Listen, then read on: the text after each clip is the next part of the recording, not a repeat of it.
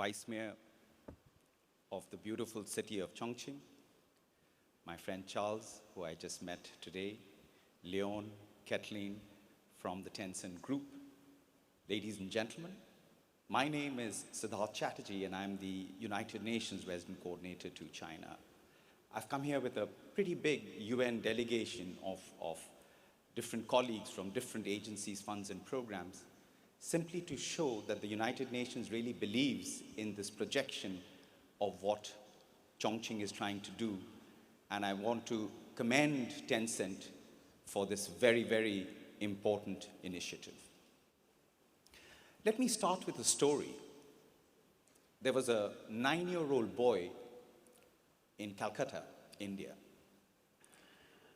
This 9-year-old boy lived next to Chinatown. And Chinatown in Calcutta, India is one of the oldest Chinatowns. It was established in the 18th century.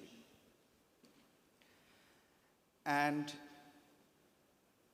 that time there was a lot of these cowboy movies in fashion. And so this 9-year-old boy saw this pair of brown boots at the shoe store of a Chinese shoe owner. And it was a beautiful pair of brown boots. And so this child told his father, he says, can I get this pair of shoes? So the father went inside the shoe store and asked the owner, about the shoes and asked him the cost.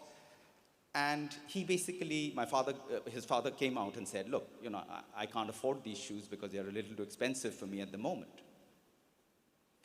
So the child was very upset and went out of the shop crying and, Then about 20 minutes later, the shoe owner came to that child and knocked him on the back and said, listen, take this bag. And the child took the bag and went home with his father. And when he got home, they opened the bag and they found it was the same pair of shoes. So the father and mother were really surprised. So they went back to the shoe owner and said, listen, you didn't have to do that. And they wanted to pay him, saying that it'll just take some time. The shoe owner said, no, it was not necessary. It's because he had so his mother asked, how come you knew the size of this boy's shoe size? So the shoe owner said that, when I saw this boy, I had a boy the same age who died the year earlier of cholera, which had broken out in Calcutta. I think that boy learned the first lesson of compassion that day. The real true value of compassion. That boy is me, because many years later, my mother reminded me of the story when I was coming to China last year. And she said that when you got those pair of shoes, it was a sign that your destiny was bringing you to China. So I'm very pleased and honored to come to China as the resident coordinator. Ladies and gentlemen, COVID-19 struck the world like a bolt of lightning. And we saw a flash from that lightning, a massive flash. And in that flash, we saw the contours of real inequality across the world. It didn't matter how advanced an economy was. There was inequality within societies, there was inequality within countries, there was inequalities between countries. The gender inequality became even more stark. We realized that there was a surge of women being unemployed, more gender-based violence, so many challenges that came to the site. So COVID-19 in many ways reminded us about the importance of reminding ourselves of the fragility of the human race. That a microscopic virus could permeate some of the most powerful institutions and not regard a person by their rank or station and wealth. And therefore, if you recall the words of Herophilus, the Greek philosopher, who said that without health, we have no wit, we have no intelligence, we have no wealth, we have no art. So essentially, it reminds us on the primacy of universal health coverage, which is Sustainable Development Goal number 3, which perhaps now has reminded the world that without good public health systems, without robust public health systems, societies cannot prosper. China's remarkable rise of lifting 800 million people out of poverty in the last 4 decades, starting in 1980, is symptomatic of certain investments that were done in Chinese society. It was on health, whether it was the barefoot doctors or it was access to services, it was there. It was access to education and the right skill sets.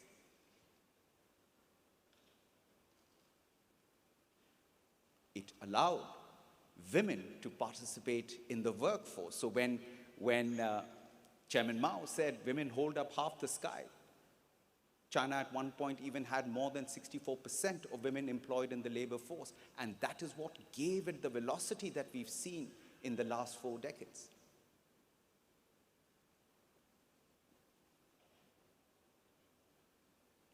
In the last 7 years, China has been able to lift close to 90 million people out of abject poverty.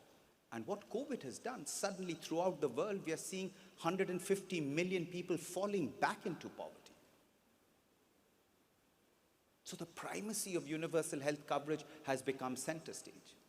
In Kenya, when I got there in 2014, Kenya was considered amongst the most dangerous places for a woman to give birth. It was amongst the top 10 worst places for a woman to give birth. The issue of maternal mortality rates was as high as 500 deaths per 100,000 live births. And if you recall, it was the time of the Millennium Development Goals, and MDG 5 was to reduce maternal deaths to less than 170. I was tasked to reduce it, and I was still trying to figure out how to do it. And that's when I had a meeting with 6 companies. Huawei from China, Merck from the United States of America, Philips from the Netherlands, GlaxoSmithKline from the UK, Safaricom from Kenya, and Kenya Healthcare Federation. And we sat down together and I said, look, this is what the problem is. What can we do together? Ladies and gentlemen, in a matter of 2.5 years, because of the leadership that the government of Kenya gave, and because of the sheer tenacity, will, and enterprise of these private sector companies, the United Nations system, together with the private sector, reduced the maternal mortality ratios in these places by 1/3.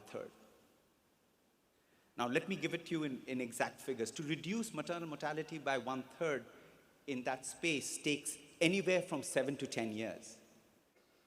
So what it shows was the primacy of technology, of innovation, and of big data.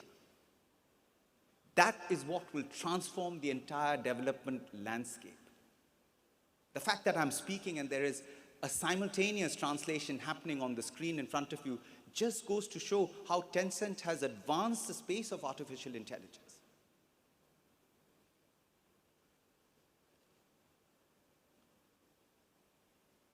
What COVID-19 has also reminded us of is that we are not just faced by a health crisis. We are faced by a humanitarian crisis. We are faced by a climate crisis. We are faced by a development crisis. We are faced by an economic crisis that rivals the Great Depression of the 1930s. And this needs all of the world to come together, to collaborate, to make sure that we come together in the true spirit of multilateralism to advance that agenda. And today, the role of the private sector has become even more crucial. The role of philanthropies has become more crucial. When I look at the African landscape where I've lived and worked for many years of my career in the United Nations, that's a continent which is a continent of the future. There will be 2.5 billion people there by 2050. 900 million will be young people. It's a market of the future. It's a market of consumers and producers. A few statistics. By 2030, the agriculture value in Africa will be close to about $1 trillion. The value of healthcare will be about $400 billion. Next 10 years, by 2030. The value of affordable housing, let's say we go into 3D printed technology and prefabs, we are looking at $700 to $800 billion. The manufacturing sector, Africa missed the second and third industrial revolution? Can China, the US, the European Union come together and take Africa straight into the fourth industrial revolution? Because by 2050, most of the world, most of China, most of the ASEAN, most of the US, most of the EU will start to age. But by then, you have a youthful population in another part of the world, which is going to be the future market. So economies will integrate. And this is the moment. Just the lessons from China can be so easily applied to Africa. What China did not have in 1980 when its per capita GDP was $180 and has taken it to $12,000 in just a matter of 4 decades. With big data technology and innovation, we can leapfrog African economies into the next generation.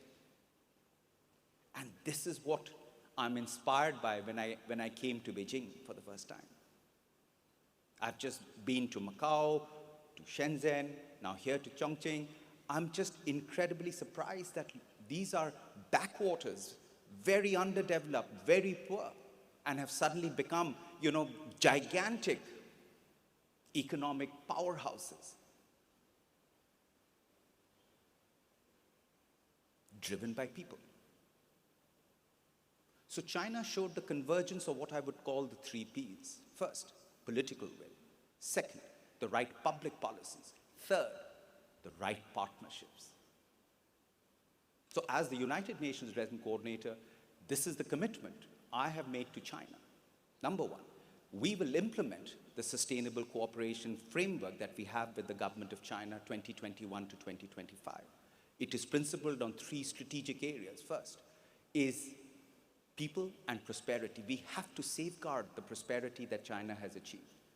So the principle of what President Xi talks about in terms of rural revitalization, which is there in the 14th Five-Year Plan, is something that we will walk with China throughout, as we have done since 1979, when the United Nations established its presence in China. So that an economic shock, a health shock, a natural disaster does not upset the economic situation of individuals. The second is the planet. It is clear that we are in a climate emergency. So when President Xi talks about the lucid waters and green mountains, it is about protecting the very biodiversity that we have. So the climate becomes very central to our efforts. And the fact that if China and the United States of America, and I was very encouraged to see John Kerry, the representative of President Biden, come to Shanghai and with his Chinese interlocutor, had conversations about what they can do together. They can transform the landscape very quickly. The green economy, as John Kerry said, will rival the Industrial Revolution. That is the future. That is the future of prosperity. That is the future of humanity. Because we confront an existentialist crisis because of health, because of the climate. I want to take this opportunity to commend Tencent.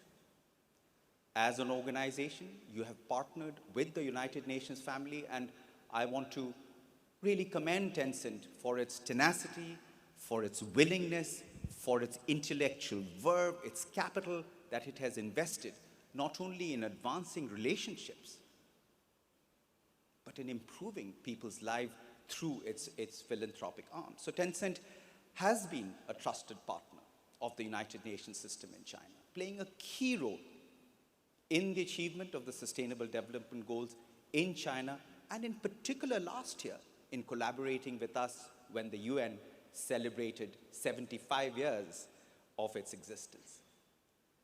Now, to commemorate the UN's 75th anniversary, Tencent's facilitation of the 12 UN 75 Youth Dialogues in China resulted in over 47 million views online, engaging with young people in China who shared their ideas for a more sustainable future. Young people like 19-year-old Zhao Shen, who spoke from his own experience to highlight the everyday difficulties faced by more than 17 million visually impaired people in China, and rightly pointed out that placing digital accessibility on the agenda paves the way of an inclusive society. And ideas from women like Liu Jingyi, a Tsinghua University student who put forward her She for She project that uses virtual reality technologies to change attitudes and beliefs on the role of women in the workplace. To accomplish this, she put it, unravel the gender knot and shift the future discourse to one with equality and empathy. Living true to its mission of tech for good, we now see Tencent making an initial investment of RMB 50 billion in the new blueprint of sustainable innovations and of social value. With this investment, Tencent is funding initiatives to areas including science and education, rural revitalization, carbon neutrality, provision of basic services, public emergency technologies for senior citizens, and the welfare of the public. In advancing this new investment, we hope that Tencent remains on board as a vital partner to achieving the global goals, not here in China, but as a partner of international development cooperation to move forward and accelerate future iterations of the SDG partnership platform. I'm setting up the new version of this platform in China, into which I'm bringing forward not just the Chinese government, but governments from other parts of the world, private sector from other parts of the world, a new version of the Kenya public-private partnership platform, which will not only focus on giving a lift to the rural revitalization efforts that China is making, but also join together in the transformation, the socio-economic transformation that Africa needs. It is not about charity, it is not about giving from the heart, it is about compassion, and it is about teaching them how to fish. Ladies and gentlemen, when President Xi remarked that we have to sail together, because when we sail together, we can ride the winds and break the waves and achieve and brave the journey of 10,000 miles. The collective enterprise of the international community, the collective enterprise of the private sector, giants such as Tencent and the Huawei's is coming together, Silicon Valley companies coming together. The opportunity of shared human prosperity is limitless, just as China has shown.